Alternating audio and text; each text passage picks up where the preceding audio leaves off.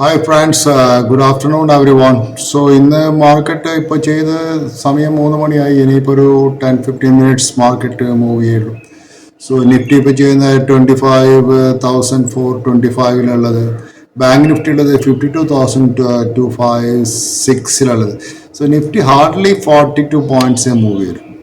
So Adani also ഇന്ന് Adani enterprise ആയാലും ശരി, അഡാനി പോർട്ടാലും ശരി, ഇന്ന് നന്നായി ചെയ്തിട്ടില്ല. ഇന്ന് ആകെ ചെയ്ത സ്റ്റോക്ക് ഭാരതി എയർടെലാണ്. പക്ഷേ ഭാരതി എയർടെൽ അഗെയിൻ ഇന്നലത്തെ ആ 1650 ആ റേഞ്ചിലാണ് ചെയ്ത് ഭാരതി എയർടെൽ ഹോൾഡ് ചെയ്യുന്നുണ്ട്. മാർക്കറ്റ് ഓവറോൾ ഇന്ന് വളരെ വളരെ മോശം പെർഫോമൻസ് ആയിരുന്നു. വലിയ stocks like HDFC, SBI, TCS, Infy, HCL, Reliance ഇതൊന്നും ഇന്ന് മാർക്കറ്റിൽ മൂവ് ചെയ്തിട്ടില്ല. ഇനി ഫാർമ സെക്ടറിൽ വരികയാണെങ്കിൽ സൺ ഫാർമ ഇതൊന്നും മാർക്കറ്റിൽ മൂവ് ചെയ്തിട്ടില്ല. സോ മാർക്കറ്റ് ഞാൻ രാവിലെ പറഞ്ഞതുപോലെ ഇത് മെയിൻലി ഡ്യൂ ടു ദി അമേരിക്കയിൽ നടക്കുന്നതിന് വരാൻ പോകുന്ന ഈ റേറ്റ് കട്ടിൻ്റെ ഒരു ഡിസിഷൻ വെനസ്ഡേ വരാൻ പോകുന്നുണ്ട്. പിന്നെ അത് വലിയൊരു ഇവൻ്റ് അമേരിക്കയിൽ വരാൻ പോകുന്നത് അമേരിക്കൻ എലക്ഷനാണ് വരാൻ പോകുന്നത്. അത് ലോകത്തിൽ തന്നെ ഒരു മാറ്റിമറിക്കുന്ന ഒരു എലക്ഷനാണ് അമേരിക്കൻ എലക്ഷൻ എന്ന് വെച്ചാൽ. സോ അത് നിങ്ങൾ ആലോചിച്ചിട്ടുണ്ടോ? അമേരിക്കൻ ഇലക്ഷനിൽ ഇപ്പം ട്രംപും കമല ഹാരിസും തമ്മിലുള്ള വ്യത്യാസം എന്താ നിങ്ങൾക്ക് എല്ലാവർക്കും അറിയായിരിക്കും.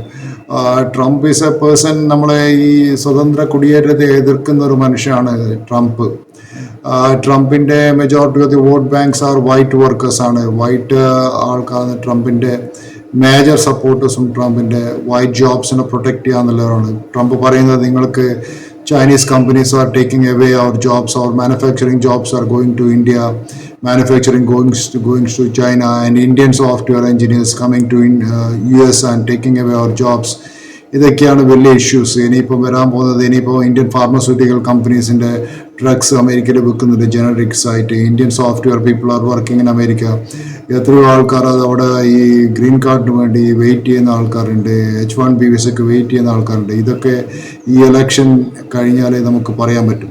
കാരണം നിങ്ങൾ ആലോചിച്ചിട്ടുണ്ടോ, ഈ ലോകത്തിൽ ഒരു ഫ്രീ മൈഗ്രേഷൻ ഉണ്ടെങ്കിൽ എന്തായിരിക്കും അവസ്ഥ എന്നുള്ള കാര്യം. ലോകത്തിൽ ഒരു ഫ്രീ മൈഗ്രേഷൻ ഞാൻ ഉദ്ദേശിക്കുന്നത് നമ്മുടെ നാട്ടിലെ poor country, Africa, Sri Lanka, India, ഇതുപോലുള്ള പാകിസ്ഥാൻ, ഇതുപോലുള്ള ദരിദ്ര നാരായണന്മാർ താമസിക്കുന്ന രാജ്യത്തു നിന്ന് ലോകത്തിലെ ഏറ്റവും വലിയ സമ്പന്നന്മാർ ജീവിക്കുന്ന രാജ്യമായ അമേരിക്കയിലും കാനഡയിലും ബ്രിട്ടനിലും ഓസ്ട്രേലിയയിലും യൂറോപ്പിലൊക്കെ നമ്മൾ പോവുക, അവിടുത്തെ അവരെ ജോലികൾ എടുക്കുക. അതാണല്ലോ ഈ മൈഗ്രേഷനെ കൊണ്ട് നിങ്ങൾ ഉദ്ദേശിക്കുന്നത്. സോ മൈഗ്രേഷനിൽ പോയി കഴിഞ്ഞാൽ എന്താ സംഭവിക്കുന്നത്? ജസ്റ്റ് ഇമാജിൻ, ലോകത്തിൽ ഒരു ഫ്രീ മൈഗ്രേഷൻ, നിങ്ങൾക്ക് എവിടെ ഏത് യൂറോപ്യൻ കൺട്രിയിലും പോയി വർക്ക് ചെയ്യാനുള്ള ഒരു ഫ്രീ മൈഗ്രേഷൻ ഉണ്ടെങ്കിൽ എന്താ സംഭവിക്കുക വെച്ചാൽ, ഈ most workers in the rich countries could be replaced by the workers from the poor countries. അങ്ങനെയല്ലേ? അത് വലിയൊരു ത്രെട്ടായി മാറുന്നുണ്ട്. കാരണം കൂടുതൽ മൈഗ്രൻസ് ഓരോ രാജ്യങ്ങളിൽ എത്തുന്ന സമയത്ത് ആ രാജ്യത്തന്നെ വലിയൊരു പ്രോബ്ലം ആയി മാറുന്നുണ്ട് അവിടുത്തെ ജനങ്ങൾക്ക്. അത് നമ്മളിപ്പം കഴിഞ്ഞ ഒരു 2-3 മാസം മുമ്പേ ലണ്ടനിൽ ലണ്ടൻ തെരുവുകളിൽ നടന്ന സംഭവങ്ങളും ഏഷ്യൻ വംശജർക്ക് നേരെയുള്ള ആക്രമണങ്ങളും ഇതെല്ലാം കണ്ടതാണ്. സോ അങ്ങനെയുള്ള ഒരു മൈഗ്രേഷൻ ഉണ്ട്. ആ സമയത്ത് പുവർ കൺട്രിയിലുള്ള ജനങ്ങൾ റിച്ച് കൺട്രിയിൽ പോയിട്ടുള്ള ജനങ്ങളെ റിപ്ലേസ് ചെയ്യാൻ നോക്കും. ഞാനൊരു എക്സാമ്പിൾ ഇവിടെ പറയാം. കാരണം വെച്ചാൽ നിങ്ങൾ നോക്കൂ, ഒരു ബസ് ഡ്രൈവർ, ന്യൂഡൽഹിയിൽ ഒരു ബസ് ഡ്രൈവർ, അയാൾക്ക് ഒരു മണിക്കൂറിൽ എത്ര ശമ്പളം കിട്ടുന്നുണ്ട്?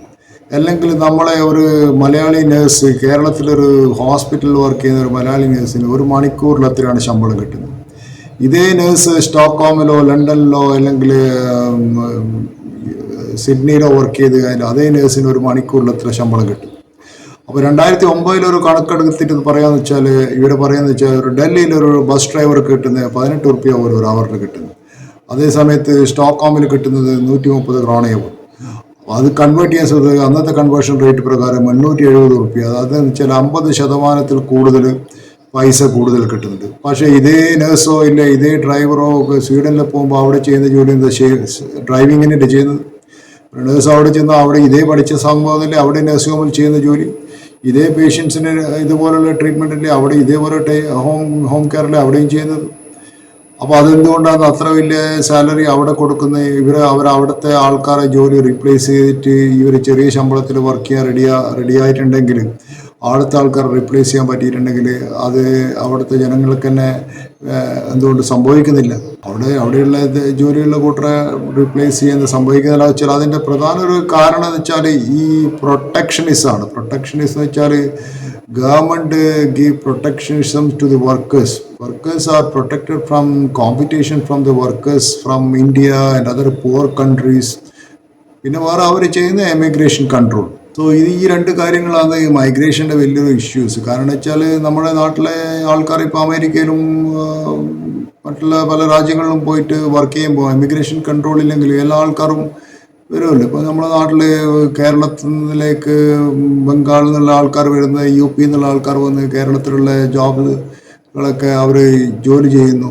ഇപ്പം അവരൊരു അൺഓർഗനൈസ് സെക്ടറിൽ വർക്ക് ചെയ്തിട്ടുള്ളൂ. നാളെ അവർ സർവീസ് സെക്ടറിൽ, ബാങ്ക്സിൽ, ടീച്ചിങ് ജോബ്സ് ഇതിലൊക്കെ അവർ വരുവാണെങ്കിൽ നമ്മുടെ ആൾക്കാർ ജോലിക്ക് വേണ്ടി എന്ത് ചെയ്യും? അപ്പോൾ എന്താ വെച്ചാൽ when you think about there is no reason why all bus drivers or for that matter the bulk of workforce, മറ്റുള്ള കൺട്രികളിലെ bulk of workforce could not replace by some Indians or Chinese or African workers. ഇത് എന്താ ചെയ്യുന്നത് വെച്ചാൽ government രണ്ട് കാര്യം ചെയ്യുന്നു. ഒന്ന് migration control and other is protectionism for the jobs. So ഈ രണ്ട് കാര്യങ്ങളാണ്. സോ അതുകൊണ്ടാണ് ഇവർക്ക് ഈ പുവർ കൺട്രീസിന് അവിടെ പോയിട്ട് ലേബർ മാർക്കറ്റിൽ അവിടെ ഒന്നും ചെയ്യാൻ പറ്റത്തില്ല, റീപ്ലേസ് ചെയ്യാൻ പറ്റത്തില്ല. സോ ഒരാൾക്കും ഫ്രീ ആയിട്ട് യു കെയിൽ മൈഗ്രേറ്റ് ചെയ്യാനോ സ്വീഡനിൽ മൈഗ്രേറ്റ് ചെയ്യാനോ പറ്റൂല ഇന്നത്തെ നിയമപ്രകാരം. കാരണം അത് മൈഗ്രേഷൻ കൺട്രോളിലുണ്ടാകും. സോ അത് വേറൊരു കാര്യം എന്ന് വെച്ചാൽ പിന്നെ living standards of the huge majority of people in rich countries എങ്ങനെ ഡിപ്പെൻഡ് ചെയ്യുന്ന വെച്ചാൽ ഈ അവരെ draconian control over the labour markets and immigration കൺട്രോളാണ്. അതില്ലെങ്കിൽ നിങ്ങൾ ആലോചിക്കുക, ഇവരെ സ്റ്റാൻഡേർഡ് ഓഫ് ലിവിങ് കുറയും. കാരണം നമ്മളെ ആൾക്കാർ പോയി, നമ്മളെ നേഴ്സുമാർ പോയി, അല്ലെങ്കിൽ നമ്മളെ ഡ്രൈവേഴ്സ് പോയി, നമ്മളെ ഫിറ്റർമാർ പോയി. അവിടെ ഇവർ ഈ ചെറിയ ശമ്പളത്തിൽ വർക്ക് ചെയ്യാൻ റെഡി ആയിട്ടുണ്ടെങ്കിൽ മറ്റുള്ള അവിടെയുള്ള വർക്ക് ചെയ്യുന്ന നേഴ്സുമാരെയും ഡോക്ടർമാരെയും സ്റ്റാൻഡേർഡ് ഓഫ് ലിവിങ് കുറയില്ലേ ചെയ്യുക.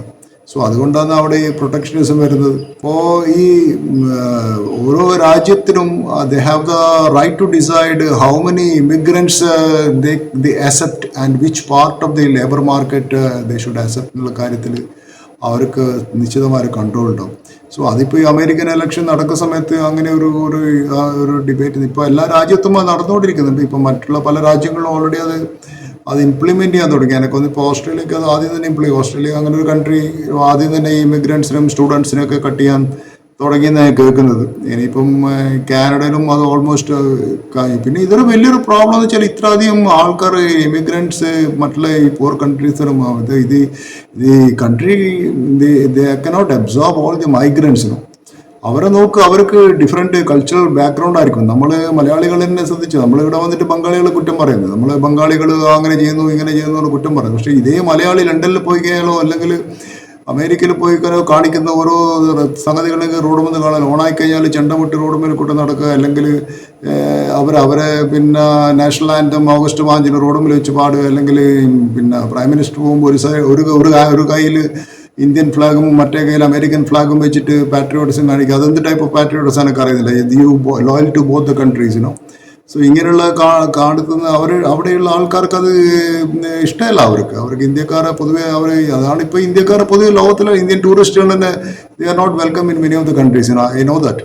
സോ ഇത് ഒരു കൺട്രിയിൽ പോകുന്ന സമയത്ത് ആ കൺട്രിക്ക് അവരുടേതായ ഒരു ടൈപ്പ് ഓഫ് കൾച്ചർ, അവരുടേതായ ടൈപ്പ് ഓഫ് ഒരു കൾച്ചർ ഉണ്ട്. അത് നമ്മളോ അത് മനസ്സിലാക്കണം അവിടെ എത്തിക്കഴിഞ്ഞാൽ. വലിയൊരു കാര്യം എന്ന് വെച്ചാൽ ഈ കൂടുതൽ immigrants at the same time വരുമ്പോൾ സൊസൈറ്റിക്ക് എന്താ വെച്ചാൽ ക്രിയേറ്റിംഗ് ന്യൂ നാഷണൽ ഐഡൻറ്റിറ്റി. അവർക്കൊരു ഐഡൻറ്റിറ്റി തന്നെ പോവും. കാരണം വെച്ചാൽ ഇത്ര അധികം ആൾക്കാർ ലണ്ടനിൽ വന്നപ്പോൾ കണ്ടിട്ടില്ലേ, ഈ അറബ്സിലുള്ള കുറേ ആൾക്കാർ ലണ്ടനിലെത്തിയ സംഭവം അവർ പറയുന്നത് ഞങ്ങളെ ഐഡൻറ്റിറ്റി തന്നെ പോയിക്കൊണ്ടിരിക്കുക. ഇപ്പോൾ ഫ്രാൻസുകാർ പറയുന്നത് ഞങ്ങളെ ഈ അൾജീരിയയിൽ നിന്നും സബ് സഹാറൻ ആഫ്രിക്കയിൽ നിന്നും കൂടുതൽ ആൾക്കാർ ഒരു സ്ഥലത്ത് വരുമ്പോൾ അവരെ കൾച്ചറൽ ഐഡൻറ്റിറ്റി മാറിക്കൊണ്ടിരിക്കുകയാണ്. അതൊരു സോഷ്യൽ പ്രോബ്ലം അവിടെ ഉണ്ടാക്കുന്നത്. പിന്നെ അതുകൊണ്ട് അവർ പറഞ്ഞ് scale of immigration need to be control. ഇപ്പോൾ എല്ലാ സ്ഥലത്തും ലെഫ്റ്റ് റൈറ്റ് വിങ് ജയിക്കുന്നത്. ഇനിയിപ്പം ട്രംപിന് സാധ്യത കൂടുതലാണെന്ന് പറ്റില്ല. ആ സ്ഥലത്തും ഈ റൈറ്റ് വിങ് ആണ് ജയിക്കുന്നത്. അത് എന്തുകൊണ്ടാണെന്ന് വെച്ചാൽ ഈ ഒരു പ്രശ്നം കൊണ്ടാണ്. കാരണം ദ റിച്ച് കൺട്രീസ് വേറൊരു കാര്യം എന്ന് വെച്ചാൽ ഈ പുവർ കൺട്രീസ് നല്ല ബ്രെയിൻ ട്രെയിൻ ആയിട്ടാണ്. ഇന്ത്യയിൽ നിന്നുള്ള വളരെ ടാലൻറ്റഡ് ആൾക്കാരായി ആയിട്ട് ഇതൊക്കെ കുറേ ബ്രെയിൻ ട്രെയിൻസ് ഉണ്ട് ഇന്ത്യയിൽ നിന്ന് പോയിട്ട് അമേരിക്കയിലും മറ്റുള്ള കൺട്രിയിലും വർക്ക് ചെയ്യുന്നത്. പക്ഷേ അതേ സമയത്ത് അവർ ചെയ്യേണ്ട വെച്ചാൽ അതേ രാജ്യത്തെ പുവർ കൺട്രീസിലെ ആൾക്കാരെ ട്രെയിൻ ചെയ്താൽ they can make more high skilled workers, people who can contribute to the development of their own country. ഇങ്ങനെയുള്ള മൈഗ്രേഷൻ ചെയ്യാണ്ട് അവർക്ക് തന്നെ അവരുടെ കൺട്രിയിൽ തന്നെ ഡെവലപ്പ് ചെയ്യാനുള്ള ഹോം കൺട്രീനെ ഡെവലപ്പ് ചെയ്യാനുള്ള സാധ്യതകളാണ്. പിന്നെ ചില കൺട്രികൾ നിങ്ങൾ നോക്കിയിട്ടുണ്ടാകും അവർ പാസ്പോർട്ട് വെക്കുക, നിങ്ങൾ ഇത്ര ഇൻവെസ്റ്റ്മെൻറ്റ്, ഇപ്പോൾ സൈപ്രസ്, കാനഡ ഇങ്ങനെയുള്ള കൺട്രികളൊക്കെ പോയി കഴിഞ്ഞാൽ അവർ പറയും നിങ്ങൾ ഇത്ര മില്യൺ ഇൻവെസ്റ്റ് ചെയ്യെങ്കിൽ കൺട്രിയിൽ ഡോളർ ഇൻവെസ്റ്റ് ചെയ്യെങ്കിൽ ഞങ്ങൾ നിങ്ങൾക്ക് ഫ്രീ പാസ്പോർട്ട് തരാം. അത് തന്നെയാണ് ഈ ഗോൾഡൻ വിസ എന്നുള്ള മറ്റു ദുബായിലും മറ്റുള്ള സ്ഥലങ്ങളും കാണുന്നില്ല. അതൊരു അവർക്ക് പാസ്പോർട്ട് കൊടുക്കില്ല, പക്ഷേ അത് ആസ് ഈക്വൽ ടു പാസ്പോർട്ട്. ഈ ഗോൾഡൻ വിസയും മറ്റ് കൂടെ നിങ്ങൾ ഇത്ര പൈസ ഇൻവെസ്റ്റ് ചെയ്യുമ്പോൾ ഞാൻ നിങ്ങൾക്ക് അതൊരു ടൈപ്പ് ഓഫ് ബിസിനസ്സാക്കി മാറ്റിയിട്ടുണ്ട്.